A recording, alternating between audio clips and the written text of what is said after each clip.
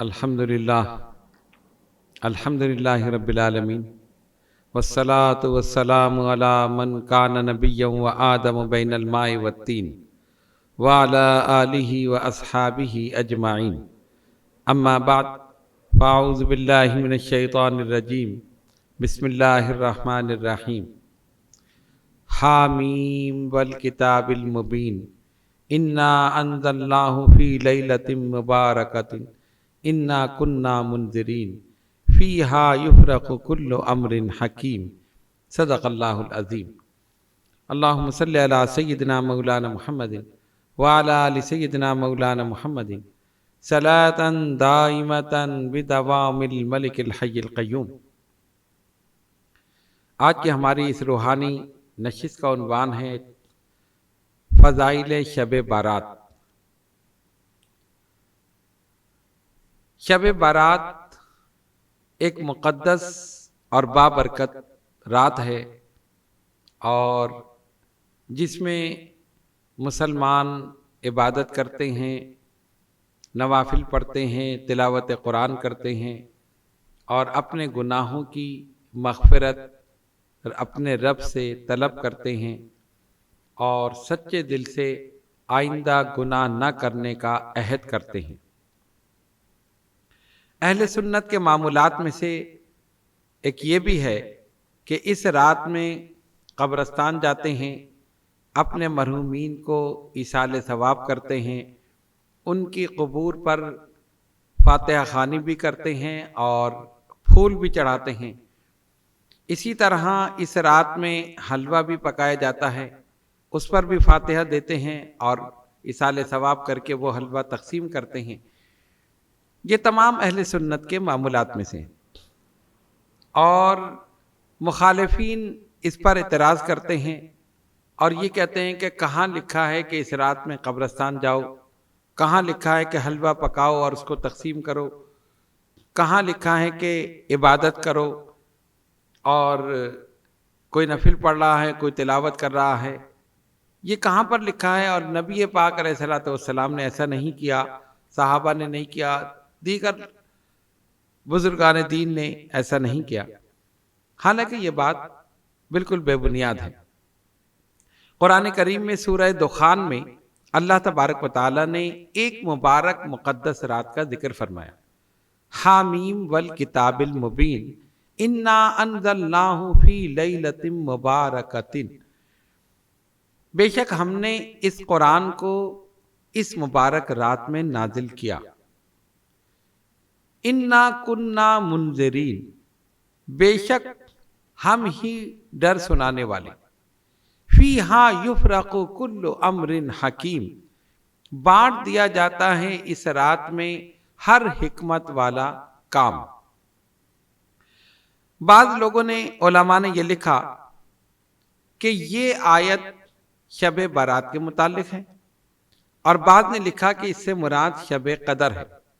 ان کی دلیل ہے کہ کیونکہ قرآن مجید فرقان حمید شب قدر میں نازل ہوا اور اللہ فرماتا ہے اس مبارک رات میں ہم نے اسے نازل کیا، تو لہذا اس سے مراد شب قدر ہے۔ اور جن کی رائے یہ ہے کہ اس سے مراد شب بارات ہے تو وہ یہ کہتے ہیں فیہا یفرق کل امر حکیم، کہ بانٹ دیا جاتا ہے اس رات میں ہر حکمت والا کام۔ تو احادیث کی روشنی میں، اقوال صحابہ کی روشنی میں یہ پتہ چلتا ہے کہ اس رات میں پورے سال کی اموات، پیدائش، ترقی، تنزلی، رزق میں برکت اور جتنے بھی معاملات ہیں سب اس رات میں طے کیے جاتے ہیں۔ تو وہ یہ کہتے ہیں کہ اس سے مراد شب بارات ہے۔ بہر صورت آئیے ذرا غور کریں کہ شب بارات ہے کیا، ہم اس میں کیوں جاگتے ہیں، کیوں عبادت کرتے ہیں، اور کیا اس میں جاگنا معاذ اللہ گناہ ہے؟ کیا اس میں عبادت کرنے کی ممانعت ہے؟ کیا نبی پاک علیہ الصلوۃ والسلام نے، صحابہ نے، تابعین نے، تبع تابعین نے منع کیا ہے کہ اس رات میں نہ جاگیں؟ آج شدت کے ساتھ لوگ اس بات پر مصر ہیں کہ یہ بالکل غلط ہے، بدعت ہے، اس میں نہیں جاگنا چاہیے، حالانکہ ان کے پاس ممانعت کی کوئی دلیل نہیں ہے۔ ہم آپ کے سامنے دو چیزیں بیان کریں گے، فضائل شب بارات اور اعمال شب بارات۔ اب آئیے سب سے پہلے اس کے فضائل دیکھیں۔ حضرت علی کرم اللہ تعالی وجہ الکریم فرماتے ہیں کہ نبی پاک علیہ الصلوۃ والسلام نے ارشاد فرمایا، نصف شعبان کی رات قیام کرو، دن میں روزہ رکھو، کیونکہ اللہ تبارک و تعالی اس رات میں غروب آفتاب سے لے کر طلوع فجر تک آسمان دنیا کی طرف متوجہ رہتا ہے، اور فرماتا ہے کوئی مغفرت طلب کرنے والا کہ میں اسے بخش دوں، ہے کوئی رزق طلب کرنے والا کہ میں اس کو رزق عطا کر دوں، ہے کوئی مصیبت سے چھٹکارا پانے والا کہ میں اس سے اس کی مصیبت دور کر دوں۔ اس کو سنن ابن ماجہ نے روایت کیا ہے، حضرت علی شیر خدا رضی اللہ تعالیٰ عنہ سے یہ روایت۔ اب آپ دیکھیں کہ اس حدیث شریف سے واضح طور پر یہ پتہ چلتا ہے کہ یہ رات جاگنے کے لیے ہے، یعنی اللہ تبارک و تعالی اپنی رحمت کے ساتھ متوجہ ہے اور بندوں کو پکار رہا ہے، اس کی طرف سے ندائیں اور صدائیں دی جا رہی ہیں۔ عام راتوں میں احادیث کے مطابق جب آدھی رات گزر جاتی ہے تب یہ ندائیں اور صدائیں خالق کائنات کی طرف سے دی جاتی ہیں۔ ہے کوئی مغفرت چاہنے والا کہ ہم اس کی مغفرت کر دیں، ہے کوئی اپنے گناہوں کی معافی چاہنے والا کہ ہم اس کے گناہوں کو معاف کر دیں، ہے کوئی رزق میں برکت چاہنے والا کہ رزق میں برکت عطا کر دیں، ہے کوئی اپنی مصیبتیں پریشانیاں دور کرانے والا کہ ہم اس کی پریشانیوں کو مصیبتوں کو دور کر دیں۔ یہ عام طور پر، لیکن اس رات کی فضیلت یہ ہے، اس رات کی شان یہ ہے کہ اول رات سے ہی یہ ندائیں اور یہ صدائیں شروع ہو جاتی ہیں۔ اب ایسی مبارک مقدس رات ہو اور آدمی سو جائے تو آپ دیکھیں کہ اس سے زیادہ غافل اور اس سے زیادہ بدبخت اور کون ہو سکتا ہے۔ اسی طرح ام المومنین حضرت عائشہ صدیقہ رضی اللہ تعالی عنہا سے روایت ہے، فرماتی ہیں کہ شعبان کی 15ویں شب میں نے فخر کائنات نبی پاک علیہ الصلوۃ والسلام کو سجدے کی حالت میں پایا۔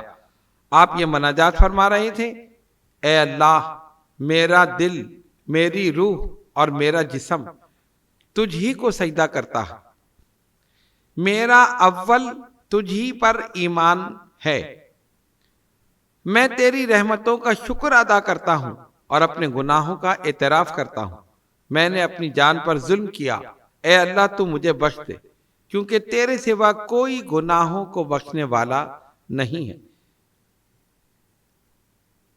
میں تیرے عذاب سے بچنے کے لیے تیری رضا اور رحمت کی پناہ چاہتا ہوں، اے اللہ میں تجھ سے تیرے عذاب سے امن و حفاظت میں رہنے کی درخواست کرتا ہوں، اے اللہ تیری حمد و ثنا بیان نہیں کر سکتا جس حمد و ثنا کا تو سزاوار ہے۔ یہ تمام باتیں ام المومنین سیدہ عائشہ صدیقہ رضی اللہ تعالیٰ عنہ نے اس روایت میں بیان فرمائی۔ اس سے یہ پتہ چلا کہ اس رات میں عبادت کرنا، اللہ تبارک و تعالیٰ سے مدد طلب کرنا، گناہوں کی مغفرت چاہنا، یہ سب نبی پاک علیہ الصلوۃ والسلام کی سنت ہے۔ ام المومنین مزید فرماتی ہیں کہ نبی پاک علیہ الصلوۃ والسلام نے ارشاد فرمایا، اے عائشہ کیا تمہیں معلوم ہے کہ یہ کیسی رات ہے؟ میں نے عرض کیا اللہ اور اس کا رسول صلی اللہ علیہ وسلم بہتر جانتے ہیں۔ پس نبی پاک علیہ الصلوۃ والسلام نے فرمایا، اس رات میں آئندہ سال کی پیدائش، اموات لکھی جاتی ہیں، اس میں بندوں کے رزق کی تقسیم کی جاتی، اس شب میں اللہ تعالیٰ اپنے بندوں کو دوزخ کی آگ سے نجات عطا فرماتا ہے، اور اتنی تعداد میں بندے اس رات کو جنتی ہوتے ہیں، یعنی بخش دیے جاتے ہیں، جتنا قبیلہ بنو کلب کی بکریوں کے بال ہیں، یعنی بے شمار بندے اس رات میں بخشے جاتے ہیں۔ اسی طرح دیگر احادیث بھی اس پر وارد ہوئی ہیں۔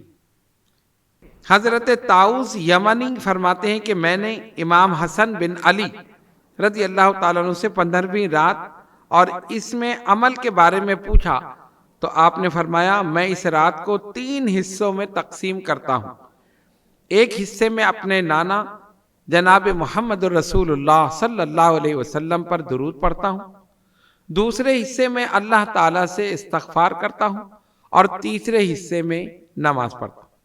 میں نے عرض کیا جو شخص یہ عمل کرے اس کے لیے کیا ثواب ہوگا؟ آپ نے فرمایا میں نے اپنے والد حضرت علی کرم اللہ تعالی وجہ الکریم سے سنا، اور انہوں نے نبی پاک علیہ الصلوۃ والسلام سے سنا کہ آپ صلی اللہ علیہ وسلم نے فرمایا اسے مقربین لوگوں میں لکھ دیا جاتا ہے۔ اب آپ اندازہ کیجئے کہ جو شخص عبادت کرے اس رات میں، نبی پاک علیہ الصلوۃ والسلام پر درود پڑھے، نماز پڑھے، اپنے گناہوں کی معافی چاہے، تو اللہ تبارک و تعالی اسے مقربین میں لکھ دیتا ہے۔ اسے علامہ سخاوی نے القول البدیع میں باب الصلاۃ علیہ اس میں ذکر کیا ہے۔ حضرت عبداللہ ابن عمر رضی اللہ تعالیٰ عنہ فرماتے ہیں کہ 5 راتیں ایسی ہیں جس میں دعا رد نہیں ہوتی: جمعے کی رات، رجب کی پہلی رات، شعبان کی 15ویں رات، عید الفطر کی رات اور عید الاضحیٰ کی رات۔ یہ راتیں وہ ہیں کہ جن میں دعا رد نہیں ہوتی، خالق کائنات قبول فرما لیتا ہے۔ اس سے بھی یہ پتہ چلا کہ یہ شعبان کی جو رات ہے، اس میں آپ جو کچھ اپنے رب سے طلب کریں، گناہوں کی معافی مانگیں، رزق میں برکت مانگیں، جو کچھ مانگیں اس کی رحمت سے امید ہے کہ وہ ضرور قبول فرمائے گا، اور جو چیز آپ طلب کریں گے وہ عطا فرمائے گا۔ حضرت عبداللہ بن عباس رضی اللہ تعالیٰ عنہ فرماتے ہیں ایک آدمی لوگوں کے درمیان چل رہا ہوتا ہے، حالانکہ وہ مردوں میں اٹھایا ہوا ہوتا ہے، یعنی اس کا نام مردوں میں لکھ دیا جاتا ہے۔ پھر آپ نے سورہ دخان کی یہی آیت تلاوت کی: انا انزلناہ فی لیلۃ مبارکۃ انا کنا منذرین۔ یہ پوری آیت آپ نے تلاوت فرمائی۔ پھر حضرت ابن عباس رضی اللہ تعالیٰ عنہ نے فرمایا اس رات میں 1 سال سے دوسرے سال تک دنیا کے معاملات کی تقسیم کی جاتی ہے۔ یہ طبری جامع البیان میں یہ موجود ہے۔ حضرت انس رضی اللہ تعالیٰ عنہ بیان فرماتے ہیں 4 دن ایسے ہیں کہ ان کی راتیں فضیلت میں ان کے دنوں کی طرح ہیں، اور ان کے دن فضیلت میں ان کی راتوں کی طرح۔ ان میں اللہ تعالیٰ اپنے بندوں کی قسم کو پورا کر دیتا ہے، اور ان میں لوگوں کو جہنم سے آزاد فرما دیتا ہے، اور ان میں بہت زیادہ اجر و ثواب عطا فرماتا ہے۔ وہ راتیں اور وہ دن یہ ہیں: شب قدر اور اس کا دن، شب عرفہ اور اس کا دن، شب برات اور اس کا دن، شب جمعہ یعنی جمعے کی رات اور جمعے کا دن۔ فرماتی یہ راتیں اور یہ دن وہ ہیں کہ اللہ تبارک و تعالیٰ اس میں جو کچھ بندہ اس سے طلب کرے وہ اسے ضرور عطا فرماتا ہے۔ اب یہ تو تھے فضائل شب برات۔ ان سے یہ ثابت ہوا کہ یہ مقدس اور بابرکت رات ہے۔ اس رات میں عبادت کرنی چاہیے، اپنے گناہوں کی معافی طلب کرنی چاہیے، اور سچے دل کے ساتھ سچی توبہ اللہ کے حضور کرنی چاہیے کہ مولا جو کچھ ہوا وہ ہو چکا، لیکن اب ہم تیری بارگاہ میں یہ عرض کرتے ہیں کہ ہم دوبارہ ان گناہوں کا اعادہ نہیں کریں گے، اور تیرے حکم، تیری مرضی، تیرے منشا کے مطابق اپنی زندگی گزاریں گے۔ اب اس رات میں اچھا یہ رات جو ہے بڑی مقدس بابرکت ہے۔ غوث الاعظم سیدنا شیخ عبد القادر جیلانی حسنی الحسینی رضی اللہ تعالیٰ عنہ غنیۃ الطالبین میں فرماتے ہیں فَكَمْ مِنْ كَفَنٍ مَغْسُولٌ وَصَاحِبُهُ فِي السُّوقِ مَشْغُولٌ۔ بہت سے کفن اس رات میں دھل گئے اور کفن والا آرام سے بازار میں گھوم رہا۔ فَكَمْ مِنْ قَبْرٍ مَحْفُورٌ وَصَاحِبُهُ فِي السُّوقِ مَسْرُورٌ۔ بہت سی قبریں اس رات میں کھد گئیں اور قبر والا بازار میں خوشی اور مسرت سے گھوم رہا، یعنی اس کو نہیں پتا کہ اس کا نام مردوں میں لکھ دیا گیا۔ پورے سال کی اموات، پیدائش، ترقی، تنزلی، رزق میں برکت، اور جو کچھ بھی ہے پورے سال کا، یعنی ایک قسم کا بجٹ اس رات میں اللہ تبارک و تعالی نکال دیتا ہے، اور ہر چیز اس رات میں لکھ دی جاتی ہے۔ اور حدیث شریف کے مطابق قبیلہ بنو کلب کی بکریوں کے بالوں سے زیادہ لوگوں کو اس رات میں بخش دیا جاتا ہے۔ اب آئیے، یہ تو ہے فضائل شب برات۔ اب اس میں ہم دیکھیں کہ ہمیں اس رات میں کیا کرنا ہے۔ بزرگان دین، اولیاء کاملین نے بہت ساری چیزیں بیان کی ہیں۔ حضور اکرم صلی اللہ علیہ وسلم نے ارشاد فرمایا کہ اس رات یعنی شب برات میں 100 رکعت نفل جو پڑھے گا، اللہ تبارک و تعالی 100 فرشتوں کو بھیجے گا، 30 دوزخ کے عذاب سے محفوظ رکھیں گے، 30 دنیا کی آفتیں دور کریں گے، اور 10 فرشتے شیطان کے مکر و فریب سے بچائیں گے۔ تفسیر صافی اور تفسیر کبیر میں یہ موجود ہے۔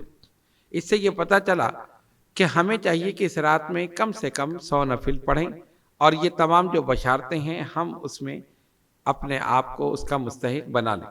بزرگان دین نے ایک اور طریقہ بھی بتایا کہ کم سے کم 10 نفل اور زیادہ سے زیادہ 40 نفل ضرور اس رات میں پڑھے جائیں، اس طرح کہ سورہ فاتحہ کے بعد ہر رکعت میں سورہ اخلاص پڑھی جائے۔ اس کے بعد اللہ کی بارگاہ میں سچے دل کے ساتھ اپنے گناہوں پر نظر کرتے ہوئے سچی توبہ کریں، اور اس کی رحمت سے امید رکھیں کہ انشاءاللہ تعالی وہ ضرور اپنے محبوب صلی اللہ علیہ وسلم کے صدقہ و طفیل ان کے وسیلے سے ہمارے گناہوں کو معاف فرمائے گا۔ اسی طرح تلاوت قرآن ہے، اور نوافل ہیں، استغفار ہے، درود پاک ہے۔ اپنی رات کو اس طرح مینیج کریں کہ پوری رات جو ہے وہ عبادت و ریاضت میں گزرے، کھیل تماشوں میں، پٹاخوں میں، لہو و لعب میں، ان تمام چیزوں سے دور رہیں۔ اکثر لوگوں نے شعار یہ بنا دیا ہے کہ اس رات میں پٹاخے پھوڑتے ہیں جس سے نقصان بھی ہوتا ہے، اکثر جگہ آگ بھی لگ جاتی ہے۔ تو ہم اہل سنت والجماعت کا یہ معمول بالکل نہیں ہے۔ مخالفین ہمارے اوپر یہ اعتراض کرتے ہیں کہ یہ لوگ اس رات میں پٹاخے پھوڑتے ہیں، حالانکہ یہ بالکل ان لوگوں کا شعار ہے کہ جن کو عبادت و ریاضت سے، تقوی پرہیزگاری سے، یا اس رات کی فضیلت سے کوئی ان کو دلچسپی نہیں ہے۔ لہذا ہم اپنے تمام مریدین، معتقدین، متوسلین کو یہ حکم دیتے ہیں کہ اس رات میں نہ خود کریں اور نہ کسی کو کرنے دیں۔ جہاں جہاں تک ان کا دار اختیار ہے، کھیل تماشوں سے دور رہیں، لہو و لعب سے، فضول باتوں سے، فضول گوئی سے، پٹاخوں سے اور دیگر ایسی لایانی باتوں سے اپنے آپ کو دور رکھیں، اور جہاں تک ان کے اختیار ہے لوگوں کو بھی روکیں۔ یہ بالکل اس کے منافی ہے۔ یہ عبادت کی رات ہے، اللہ کی رحمت اور اس سے مغفرت طلب کرنے کی رات ہے، نبی پاک علیہ الصلوۃ والسلام پر درود پاک پڑھنے کی رات۔ تو اس رات کو اس طرح نہ گزاریں۔ اور بہت سارے نوافل ہیں، لیکن ہم نے طوالت کی وجہ سے اس کو روک دیا ہے، تو اس لیے جو کتاب ہے اس میں آپ دیکھ سکتے ہیں، اور بہت سارے کتاب اس سلسلے میں جو ہیں وہ پرنٹ ہیں علماء اہل سنت کے اور دیگر کے، تو اس میں دیکھا جا سکتا ہے کہ نوافل کس طرح پڑھے جاتے ہیں۔ مغرب کے بعد کے بھی نوافل ہیں اور اس کے بعد کے بھی۔ اب ایک کام یہ ہوتا ہے کہ اس رات میں اہل سنت قبرستان جاتے ہیں۔ قبرستان میں چراغاں ہوتا ہے۔ چراغاں اس طرح نہیں کہ موم بتیاں جلائی جائیں، گورنمنٹ کی طرف سے ہی لائٹوں کا اہتمام ہوتا ہے، یا لوگ خود جا کر اپنے جو رشتہ دار وغیرہ ہیں ان کی قبروں پر لائٹیں لگاتے ہیں یا موم بتی جلاتے، جو بھی چیز ہے۔ لوگ یہ اعتراض کرتے ہیں کہ کہاں لکھا ہے کہ قبرستان جاؤ اس رات میں، حالانکہ حدیث شریف میں آیا کہ نبی پاک علیہ الصلوۃ والسلام خود اس رات میں جنت البقیع تشریف لے گئے، اور طویل آپ نے قیام فرمایا، طویل دعا فرمائی اپنے مرحومین کے لیے، جو صحابہ تھے ان کے لیے، جو اس دنیا سے جو لوگ جا چکے تھے۔ تو قبرستان جانا تو سرکار کی سنت۔ دوسری بات یہ ہے، حضور پر نور صلی اللہ علیہ وسلم کی حدیث شریف، ابن ماجہ شریف کی حدیث ہے، باب ما جاء فی زیارت القبور، سرکار نے فرمایا نہیتکم عن زیارت القبور فزوروہا، میں تمہیں قبروں کی زیارت سے منع کرتا تھا، فزوروہا، اب حکم دیتا ہوں کہ قبروں کی زیارت کرو۔ کیوں؟ کہ جب تم کسی کی قبر کی زیارت کرو گے تو تمہیں اپنی قبر یاد آئے گی۔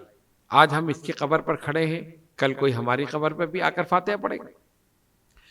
سب سے پہلا جو ہمارا جواب ہے مخالفین کے لیے وہ یہ ہے کہ وہ کہتے ہیں کہاں لکھا ہے جاؤ، ہم کہتے ہیں کہاں لکھا ہے کہ اس رات میں نہ جاؤ۔ قبرستان جانے کے لیے کسی رات کی قید نہیں، کسی دن کی قید نہیں۔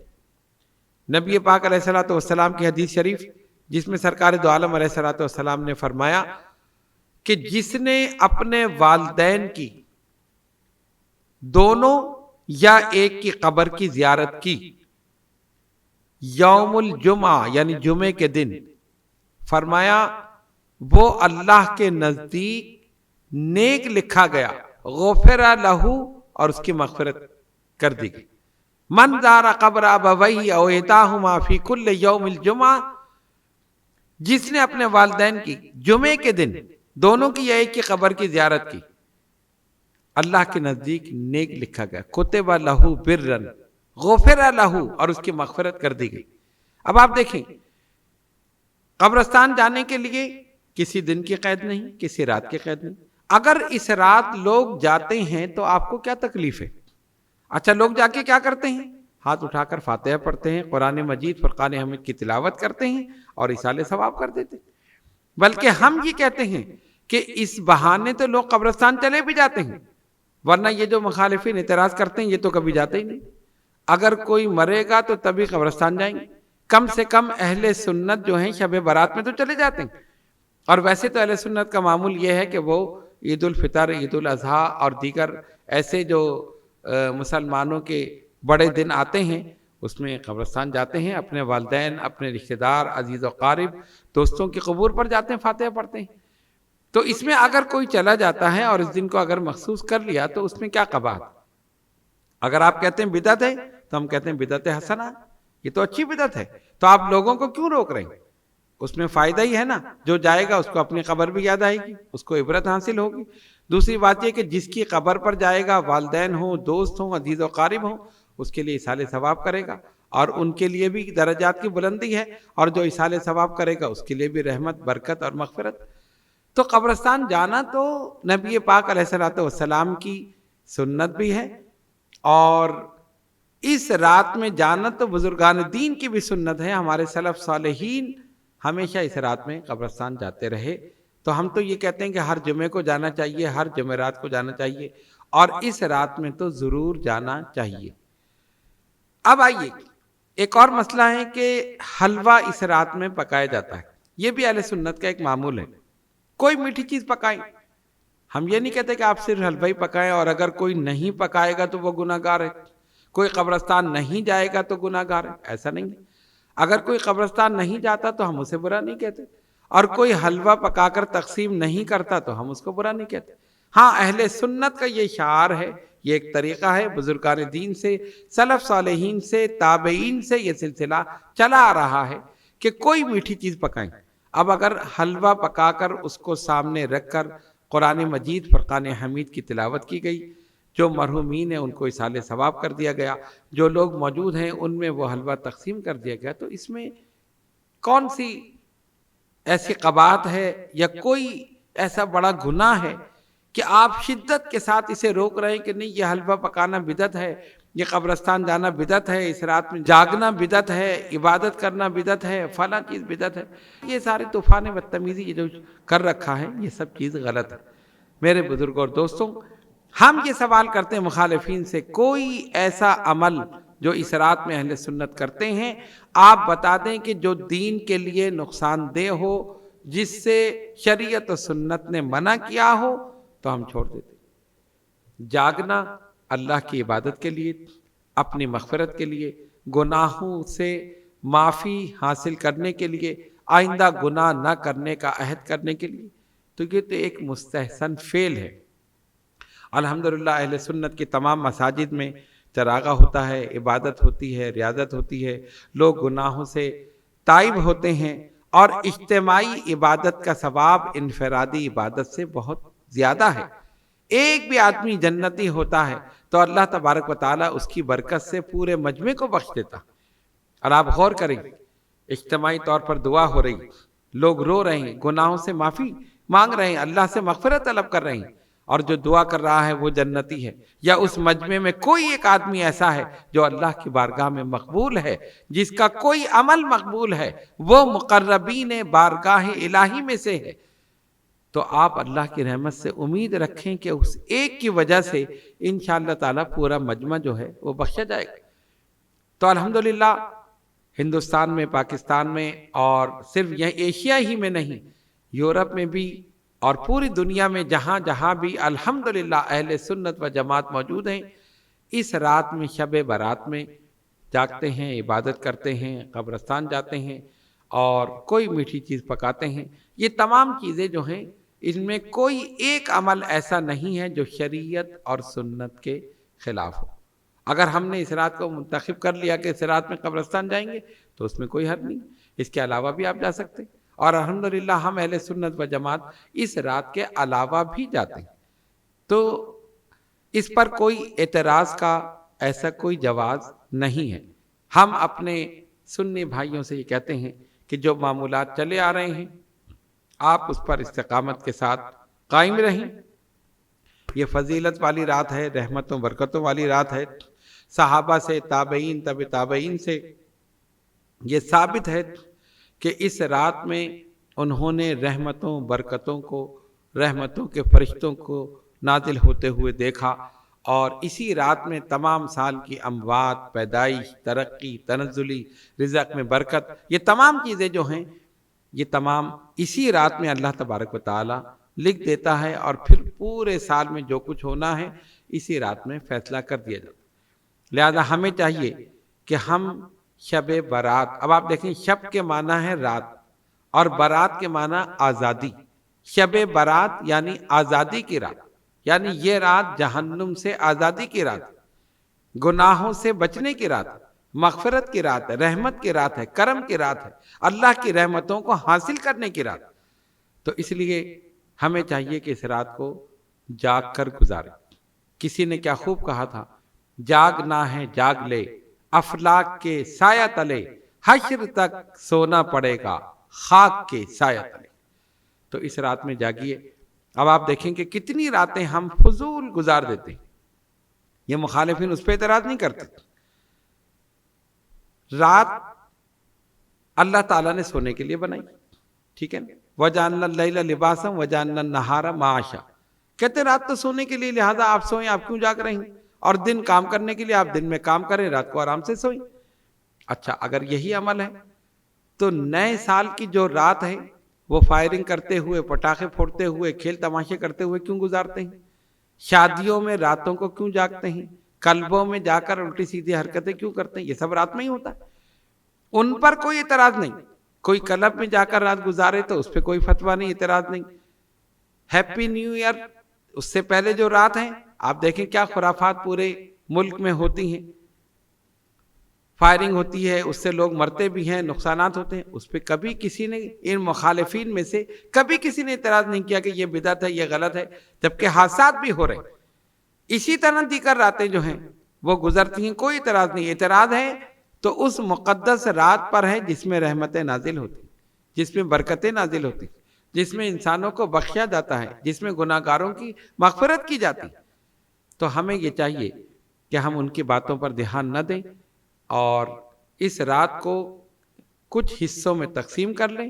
تلاوت کے لیے ایک حصہ رکھیں، درود پاک کے لیے رکھیں، نوافل کے لیے رکھیں، پھر آخر میں اپنے گناہوں کی مغفرت کے لیے اپنی آنکھوں سے 2 آنسو بہا لیں۔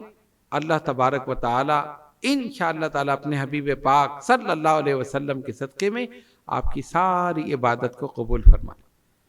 تو ہم نے آپ کے سامنے فضائل شب برات اور اعمال شب برات بیان کیے۔